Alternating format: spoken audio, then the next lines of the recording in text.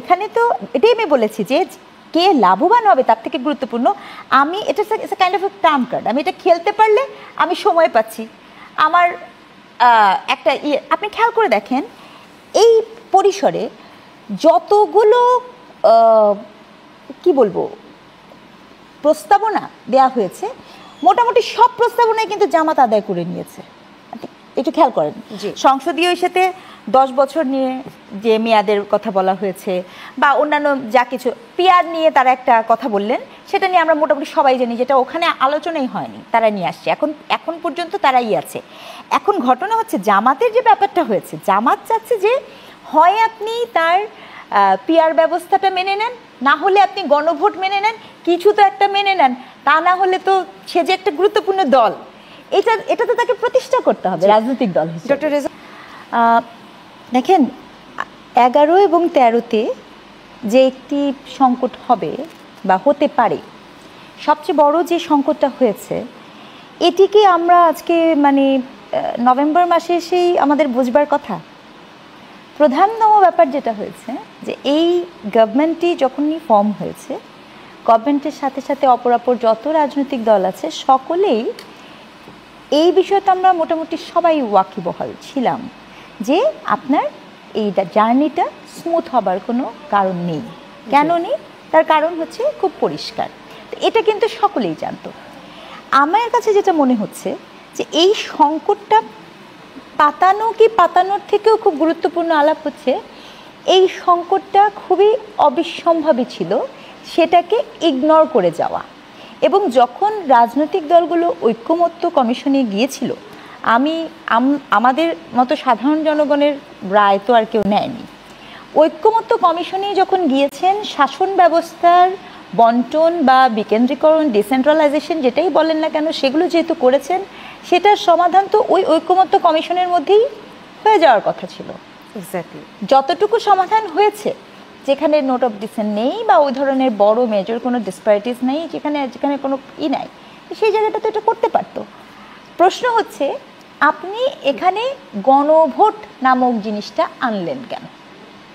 যেখানে যে শাসন ব্যবস্থার সাথে আমার গণভোট মানে কি জনগণের ভোট, তার যোগাযোগই নাই।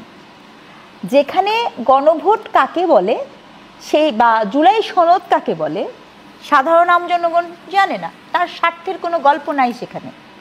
আমি নারী, আমি নাই, আমার সংস্কার কমিশনের কোনো প্রস্তাবনাও সেখানে নাই, আমার কৃষক নাই, আমার শ্রমিক নাই, কেউ নাই সেখানে। আপনি এটা গণভোট করবেন কেন?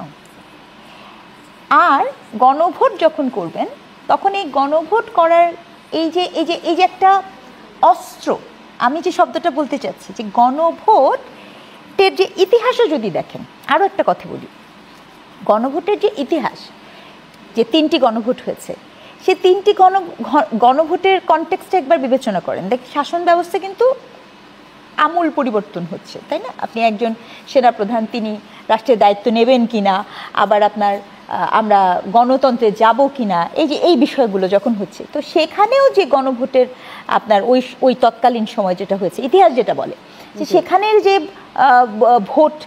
ভোটারের টার্ন আউট, সেই সংখ্যাটি নিয়েও কিন্তু নানা ধরনের বক্তব্য আছে। এখন আপনি এই পরিস্থিতিতে আমাকে একটা কথা বলেন, ধরেন বাংলাদেশের রাজনীতিতে বাংলাদেশ আওয়ামী লীগের রাজনৈতিকভাবে আপনি তার রাজনৈতিক কর্মকাণ্ড ব্যান করে রেখেছেন, মানে তার পার্টিসিপেট করার সুযোগ নেই।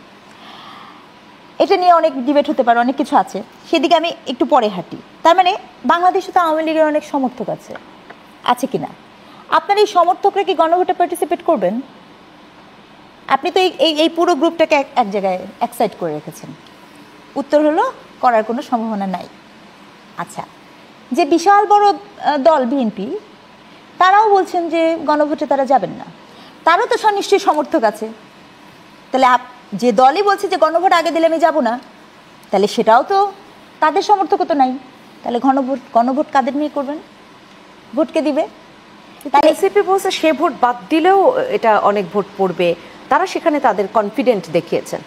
কনফিডেন্সের থেকে ইম্পর্টেন্ট হচ্ছে আমার র্যাশনালিটি, মানে আপনার বাংলাদেশের সর্বশেষ যে ইলেকশন আছে বা যা কিছু আছে, আমাদের জরিপ অনুযায়ী আপনাকে এটা মেনে নিতেই হবে। ভোটের হিসাব অনুযায়ী আপনার এই বড় দুই দলের একটা বিশাল বড় সমর্থক আছে এই দেশে, এবং এই বড় দুই দল, এক দলকে তো আপনি পলিটিক্যালি এলিয়েনেট করে রেখেছেন, ব্যান করে রেখেছেন, আরেক দল হচ্ছে আপনার বলছে যে সে এটা চান। যেটা আমি বলতে চাচ্ছি, কোন দল চাওয়ার আগেই গণভোটটা করাই হয়েছে, এই গণভোটের যে প্রস্তাবনাটা, এই প্রস্তাবনাটা ইদার ভুল ছিল, অথবা ওই প্রস্তাবনাটাই ছিল একটি সুনির্দিষ্ট রাজনৈতিক অস্ত্র, যেটিকে আপনি সময় মতো এমনভাবে ব্যবহার করবেন যাতে করে জনমনে সকল দায়ভার এবং দোষটা যে পড়ে রাজনৈতিক দলের ঐক্যমতের যেই দ্বন্দ্বের উপরে। ধরেন আমি যখন ব্যর্থ, ধরেন এই মুহূর্তে আমি শরীফ ভাইয়ের সাথে কোনো একটা কথাতে তর্কে পারছি না, বা আমি আমার যেই বক্তব্য সেটা প্রতিষ্ঠা করতে পারছি না, তখন আমি এমন একটা কিছু তৈরি করব সিচুয়েশন, যে সিচুয়েশন আমার মনে হবে যে না, আমি এখান থেকে চলে যাওয়া গেলাম, বিকজ এটা ওনারা করেননি, এটা একটা ওয়ে আউট। এইটার জন্য আপনি এরকম একটা সুন্দর প্লট এটা দিলেন কেন? এটা হচ্ছে তাহলে এই উইপেন যদি হয়ে থাকে ইন্টেরিয়র গভর্নমেন্টের, সেক্ষেত্রে তাহলে এটাই শুধু ইন্টেরিয়র গভর্নমেন্টের হবে আমি সেটা বলিনি কিন্তু, যে না, যদি আমি কিন্তু যদি শব্দটা ব্যবহার করেছি, সেক্ষেত্রে তাহলে একটু জামাতের আলাপটাও আপনার কাছ থেকে শুনে নিই। জামাত সেই উইপেন ব্যবহার করে কতটা লাভবান হবে? আসলে এখানে তো এটাই আমি বলেছি যে কে লাভবান হবে তার থেকে গুরুত্বপূর্ণ, আমি এটা কাইন্ড অফ টার্ম কার্ড, আমি এটা খেলতে পারলে আমি সময় পাচ্ছি। আমার একটা আপনি খেয়াল করে দেখেন, এই পরিসরে যতগুলো কি বলবো প্রস্তাবনা দেয়া হয়েছে, মোটামুটি সব প্রস্তাবনাই কিন্তু জামাত আদায় করে নিয়েছে। একটু খেয়াল করেন, সংসদীয় ইস্যুতে 10 বছর নিয়ে যে মেয়াদের কথা বলা হয়েছে, বা অন্যান্য যা কিছু পিয়ার নিয়ে তারা একটা কথা বললেন, সেটা নিয়ে আমরা মোটামুটি সবাই জানি, যেটা ওখানে আলোচনাই হয়নি, তারা নিয়ে আসছে, এখন পর্যন্ত তারাই আছে। এখন ঘটনা হচ্ছে জামাতের যে ব্যাপারটা হয়েছে, জামাত চাচ্ছে যে হয় আপনি তার পিয়ার ব্যবস্থাটা মেনে নেন, না হলে আপনি গণভোট মেনে নেন, কিছু তো একটা মেনে নেন, তা না হলে তো সে যে একটা গুরুত্বপূর্ণ দল, এটা তো তাকে প্রতিষ্ঠা করতে হবে রাজনীতি।